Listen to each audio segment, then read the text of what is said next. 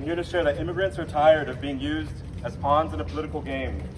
Our families are real people with real lives that are affected by racist, not of touch immigration policies like these. This is not Texas. The days of 1070 were not that long ago, and I remember the turmoil it brought to not only states, communities of color, but all Arizonans. I remember the feeling of relief I had while watching the bill be struck down at the Sandra Day O'Connor U.S. Courthouse over 14 years ago. Right now, Arizona Republicans are following in Texas' footsteps by introducing unconstitutional legislation that will accomplish nothing except getting our state sued by the U.S. Department of Justice. Earlier this month, the U.S. Supreme Court blocked Texas from enforcing this law, but yesterday they removed that block. However, within a few hours, the Fifth Circuit Court of Appeals made a decision that blocks the enforcement of the bill. That is putting our communities in limbo nationwide.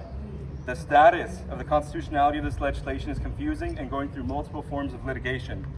After 1070, our state paid more than $1.4 million in litigation only for unconstitutional provisions to be removed.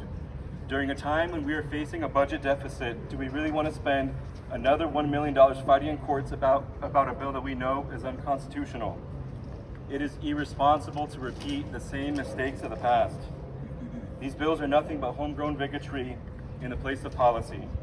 It is playing into the fear that there's an invasion at our southern border when it's actually a humanitarian crisis. In reality, anything regarding immigration is not a state issue and can only be fully addressed by the federal government. It's time for Republicans to stop pushing unconstitutional legislation and to work with our Democratic caucus in finding solutions to problems everyday Arizonans are currently facing. Thank you again for being here.